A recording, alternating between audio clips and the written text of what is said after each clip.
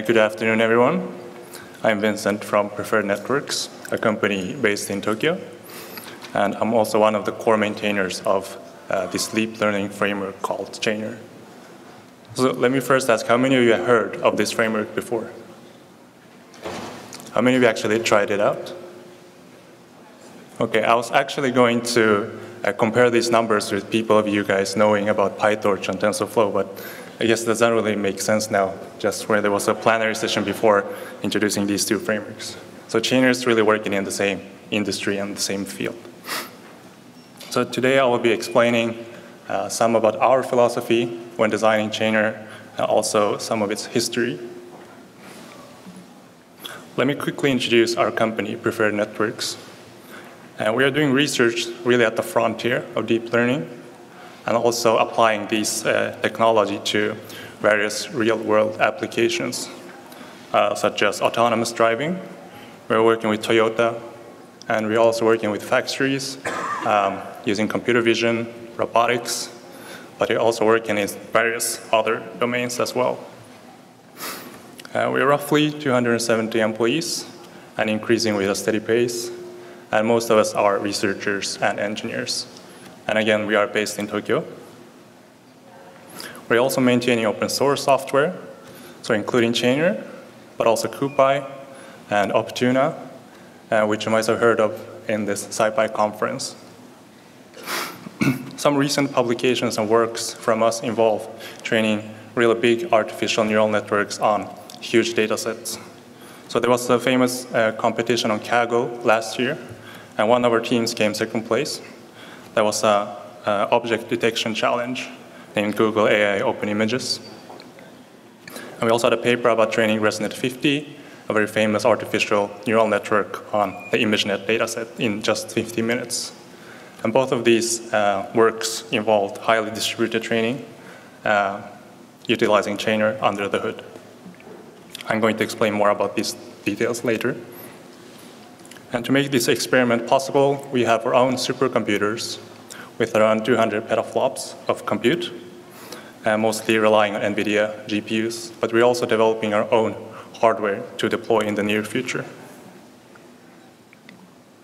So the challenge for us, or the main workflow, and probably others working in the same industry, is that you have this research iteration cycle that's very crucial for your productivity. But as deep learning is seeing vast changes and improvements in the recent years, the models are becoming very complicated and also very varied. So that could be in terms of architectures, how the layers are connected with each other. It could be the optimization algorithm. And of course, you have all these hyperparameters that you need to tune. So the models are becoming demanding in memory consumption and compute power, but also in the level of source code. So to maintain these models, implementations, and to iterate on this research cycle, this has become more of an engineering problem. So you want some abstractions and reusability through your code. And at Preferred Networks, we are coping with this using Chainer. So again, Chainer is an open source deep learning framework in Python to address these issues. It's available on GitHub under Chainer/Chainer, and also on PyPI. An obvious question might be, why Chainer? There are so many other frameworks and alternatives out there. But the fact is that Chainer was first developed before, for example, PyTorch or TensorFlow. And back then you had Caffe, and you had Theano, and a couple of other frameworks, but definitely not as many as you see today. And what many of these frameworks had in common was that you had a two-phased sort of program execution model. So TensorFlow was also initially designed this way, or of course still is. But so the difference is that you first construct your computational graph when executing a model. So you're not yet feeding any data. So you're internally constructing a data structure that represents all the computations in your neural network so that you can do a gradient descent to backprop this computational graph backwards. I'm actually going to refer to this as AutoGrad. But this makes debugging quite difficult, as mentioned in the previous talks. And Chainer was designed from the beginning to really, we thought that this wasn't really optimal in terms of this research iteration cycle efficiency. So Chainer introduced something what we call define by run. So this is a more imperative style of coding neural networks. So you're dynamically, as you feed the data to your neural network, also constructing the computational graph at the same time. And this introduces the stress to your mental model, and it's a more imperative style of programming, so us Python programmers should be more used to this kind of coding. And it also makes debugging much, much easier. For example, you can add breakpoints to your code in your model, and you can print the intermediate values, which you couldn't do or was very difficult in these previous frameworks.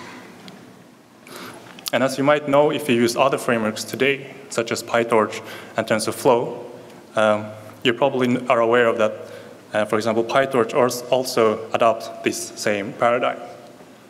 And again, TensorFlow, starting from 2.0, will have their eager mode turned on by default. And this is quite similar to define by run. So if there's one takeaway from this presentation, I like it to be that Chainer has taken apart and sort of influenced how many of major deep learning frameworks are looking today. Another philosophy that we have in Chainer is that the code is very Pythonic, and we want the source code to be very comprehensible and accessible not just for us main developers, but also to newcomers, to the community. And we try to keep the abstractions of these reusable neural network components as intuitive as possible. So this allows you to do research very efficiently, because you can take existing algorithms and really modify them to your needs to come up with new methods. And this naturally leads to many existing state-of-the-art techniques also provided as already implemented concrete modules in Chainer.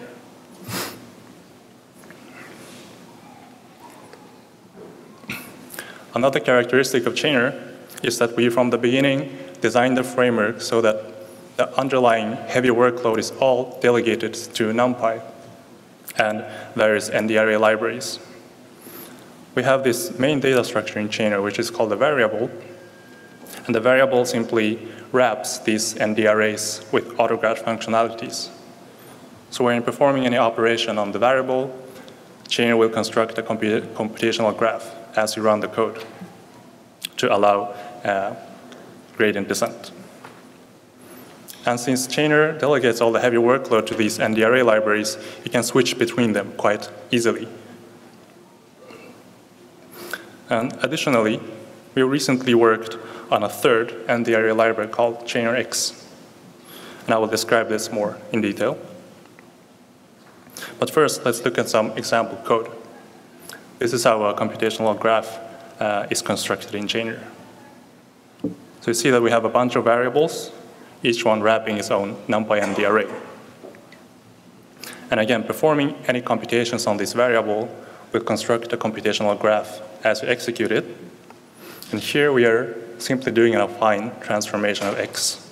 So we're taking a matrix multiplication with some weights, adding a bias, and then passing it through a nonlinear, very common activation function called ReLU here. And then from this output, you can think of this operation, this line, as a linear layer or a fully connected layer, as you often hear in this context of neural networks.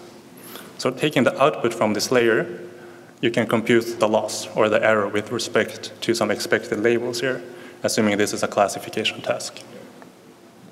And all of these operations are, again, differentiable. So by calling backward on this error that you want to minimize, you can apply gradient descent. So when you call the backward method, Chainer will traverse the graph backwards and compute all intermediate gradients, and finally set the computed gradient of the parameters that you want to optimize. And by applying a portion or subtracting a portion of this gradient from the data or the parameter, you are doing a gradient descent here. And one takeaway here might be that both the array and the grad attributes are just returning underlying NP arrays. Let me quickly go through some abstractions that we have. So assume that you want to compose a neural network consisting of many of these linear layers or fully connected layers. You can wrap this logic in something what we call link. And the link basically just holds these learnable parameters and also defines the forward function, or the method how the computational graph should be constructed when you feed the data through this layer. To compose a model consisting of multiple layers, you subclass the type called chain. And you see here that this is quite self-documented code, and I don't think I have to explain that much, but you see that it contains multiple chainer links, as well as defines the forward logic. So this is a multi-layer perceptron, or a MLP, consisting of 3 linear layers. To then train this model, after instantiating it, you create an instance of an optimizer. So here I'm using a standard stochastic gradient descent, but we also have many other optimizers that you probably are aware of already. And you pass the model to the optimizer so that the optimizer is aware of which parameters it should update. We then have some lines of code that prepares your training data. And this MNIST, a bunch of handwritten images, is a very common data set. It's provided as a function in Chainer so that it downloads the data sets for you. And again, these are just NumPy arrays under the hood. So you can load images or any other data structures. It could be sound, for example, from other domains as well. And you wrap them in this serial iterator, which allows you to randomly slice mini batches from this training data. So it just slices these NP arrays. And then you enter the main training loop here for 20 epochs. And in each iteration, you are sampling a random mini batch here using concat examples. And iterating over this serial iterator. And just for this mini batch, computing the loss to do stochastic gradient descent. So you first, as you saw in the earlier slides, call the backward method from this loss, and then call the update method of the optimizer, which in this case will use a standard stochastic gradient descent to apply a portion of this gradient to the parameter, subtract a portion of it. And then you want to clear the gradients for the next iteration so that they are not accumulated. We have higher level utilities in Chainer called trainer and various extensions surrounding this layer that also abstracts away this training loop if you want to focus more on the architecture of your model, say. And of course, every now and then you need to validate your model to make sure that it hasn't overfitted to your data. And that is done in a similar manner, just that you don't have to backprop.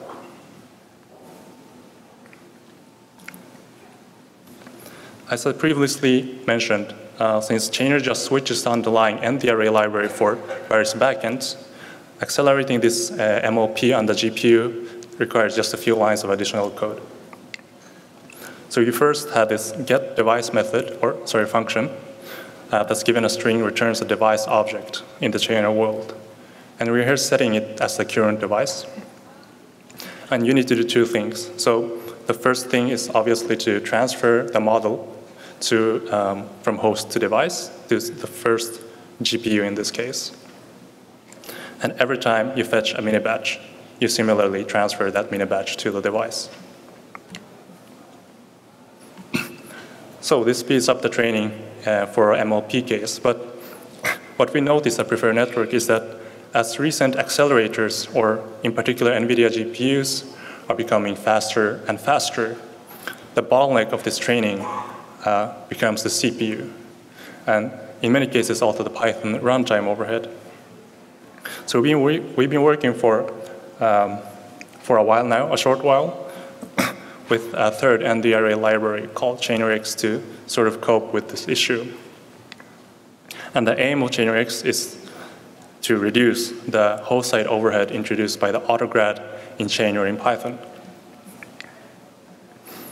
So ChainRx is, in short, a NumPy-like ND-array library, much similar to CuPy, but also with the autograd part, so constructing the computational graph and then traversing it, also written in C++. And thanks to this ND-array abstraction in Chainer, it's quite easy to use from Chainer. So instead of specifying CuPy :0, you specify CUDA :0. And CUDA here is the name, a string representing the backend implemented in ChainerX. And this ideally is faster than using NumPy or CuPy because of this reduction of overhead. But we see, of course, that since NumPy is optimized, we can not beat NumPy for the CPU case. But for GPU, we'll definitely see an improvement and higher GPU utilization using ChainerX. And this leads us to the pluggable backend concept that we also have in ChainerX. Since we want to run ChainerX both on CPU or on GPU, we have this abstraction layer that allows you to basically implement any backend for ChainerX. So you can implement a backend, say, for your own accelerator, and build that as a shared object. And ChainerX will load that dynamically for you. What you then do is that you change the name here, the backend name, from CUDA to your backend name. And ChainerX, since it's just an ND array library, it can also be used on its own. So you don't have to use Chainer. And in that case, it's even faster because you don't have any overhead introduced by Chainer. The downside is that we don't yet have high-level utilities such as the link or the optimizer in ChainerX. But maybe for those of you who hasn't tried out any deep learning framework yet, because you haven't bothered to learn it, but have been interested, I think ChainerX could be a really good alternative because the API is very similar, right? It's just NumPy, but we sort of strive to be an overhead, a superset of NumPy with added autograd functionalities. So let me demonstrate some of those differences. So to construct an ND array in ChainerX, the routing call looks very similar, except for the fact that you can pass an additional device argument here to tell it on which device to allocate memory. X will behave much like any ND array until you call the requireGrad method. And when you call this method, this ND array will start to behave more like a Chainer variable. So if you perform any NumPy-like routines on this variable, the computational graph will be constructed. And that means that you can also call backward to, again, populate the grad attribute to do any gradient descent optimization. So these are some of the types and functions that we have in ChainerX. You see that many are just identical to NumPy. But there are also routines such as convolution transpose, or batch norm, as you see in the context of neural networks. So they are all living in the same namespace. Actually, this list is not really up to date, and we are seeing quite a few pull requests from external contributors and also first-time contributors since we've introduced ChainerX. And since ChainerX is such a young project, there are actually many routines that are still not implemented. And we have this issue on GitHub called 6423, or numbered 6423, where we have a spreadsheet of routines that are tracked. And we have seen a few contributors actually looking at this list and then sending PRs and implementing them. So what you need to do when you implement a routine in ChainerX is that you need to write the forward pass in C++, of course. And then if you want to support this routine on the GPU, you might need to write some CUDA kernels. You need to write a backward definition. And to access this code from Python, you need to write some Python glue code. And of course, you need to write unit tests, right? That's very important. And that might sound like a lot of work, but if you take a look at existing PRs or PRs that have already been merged, you see that it's not really that difficult. And I'm very happy to see that ChainerX has really contributed to increase or open up the community of Chainer to new contributors. So if you'd be interested, please take a look at this issue. So now you got an essence of Chainer and its philosophy and how we've coped with various problems that we've encountered on our way. But as the papers that you saw in the beginning, in the first slide, that wouldn't have been possible if you couldn't scale Chainer to a more distributed environment, running training on hundreds or thousands of accelerators. And this we've addressed with a package that's called Chainer MN for multinode that is built on top of Chainer. And when you're talking about distributed training in this field, you're usually talking about either data or model parallel training. So let me quickly describe what the differences are. Data parallel training is basically that you have multiple workers, each worker having its own copy of the model. And it's given a slice, a portion of the mini batch, and computes the gradients. You will then have the main worker doing an all reduce. So it takes the average of all the gradients and then scatters it out. And this conceptually is quite simple. And in an ideal case, you see that this should scale linearly with a number of workers, as you only process 1/n data samples from the training data. But in reality, this involves a lot of technical complications. So the team, one of our teams at Preferred Networks, managed to scale this to 512 Tesla V100 GPUs for the Kaggle competition. And to show some code snippets how Chainer MN is used with Chainer, you see that, again, not a lot of code introduced, although this only gives you an essence, but you see the point. So you first create a communicator, you wrap the optimizer for distributed training, and depending on the rank of your worker, you branch the code. So here, only the main worker will load the actual training data and scatter it out. And it's actually, this runs on MPI, by the way. And please don't ask me why we are not using Dask, then that you should ask the Chainer MN team. But I assume that there's a very valid reason for it. Okay, so as for model parallel training, say you have a really big neural network that don't fit on a single GPU. Then you can use model parallel training to split up the model, and you compute part of the model on, say, one GPU, and then you send the result of that computations to a different device to compute the rest. And to do that with Chainer MN, you change the definition of the model. So you explicitly write where you want to send and where you want to receive data.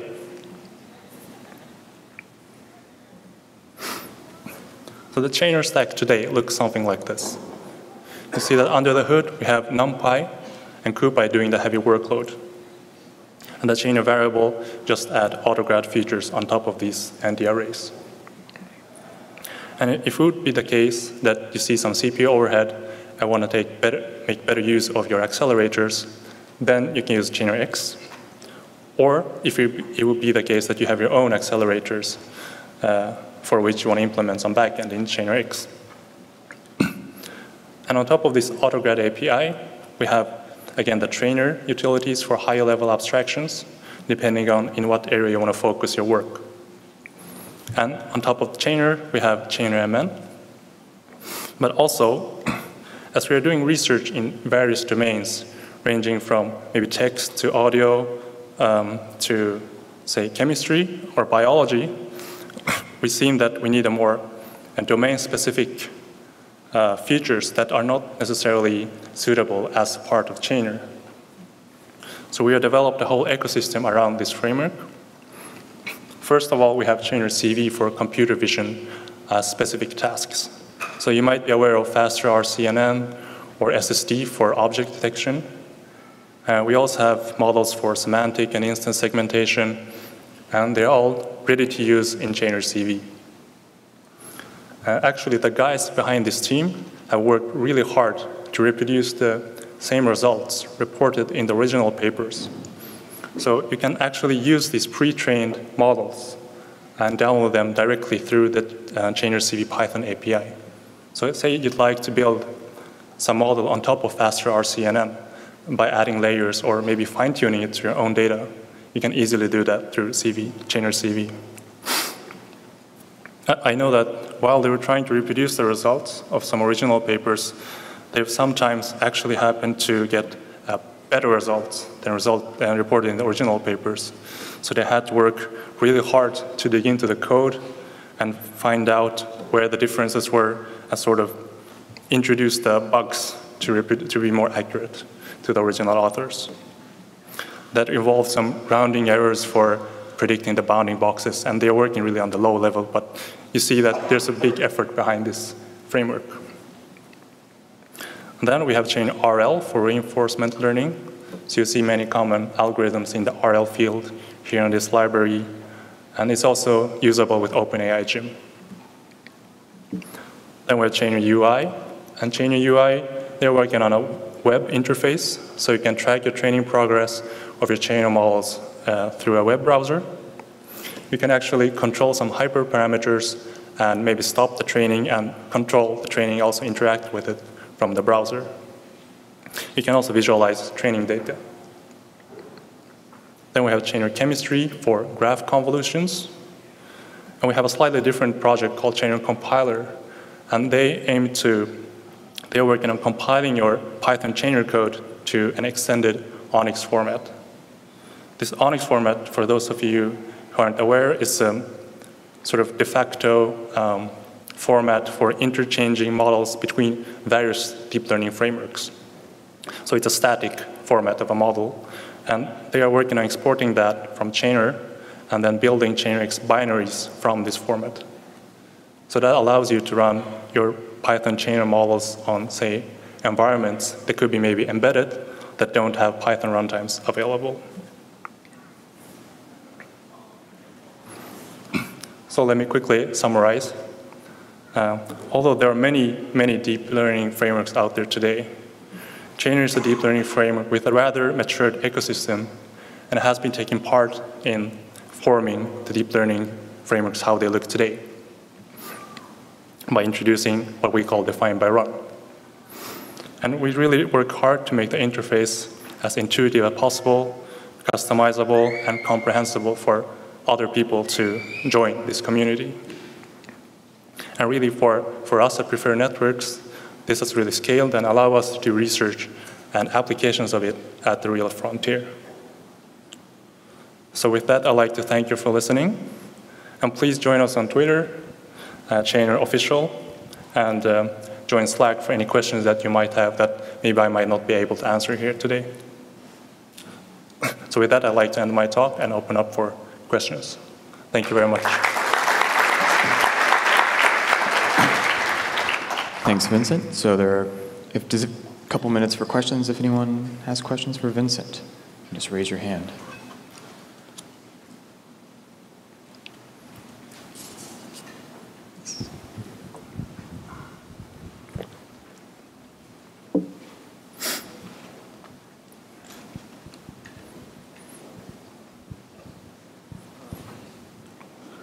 Yeah, so it's a great presentation on the Chainer, and thank you.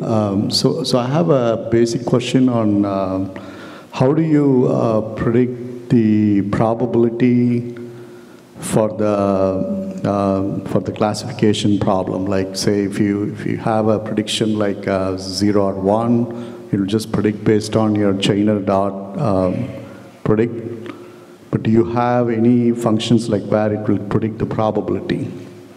So usually in the TensorFlow, there is really not any. Sorry, could you take the last part again? No, if you use the TensorFlow, there is really doesn't have the probability function, comparing to the scikit-learning. So we have a function in Chainer for softmax computation if you want to do multi-class prediction. Did that answer your question? Any other questions?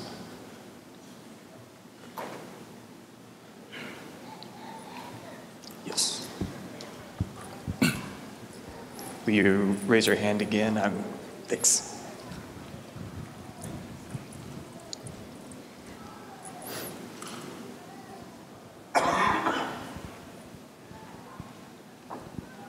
Thank you for the great presentation. I had a question, like, do you have like tools to like port PyTorch models to Chainer models? They look very similar in any case. Sorry, could you take that again? Do you have tools to convert PyTorch models to chainer models? As far as I know, no. Quite a few people at our company are actually working hard manually try to convert models between these frameworks. So unfortunately, not that generates the code. Depending on the case, you might be able to go through Onyx. But if you want to modify the model, then that might be difficult, and unfortunately not at the moment, I think. Well, let's thank the speaker again. Thank you.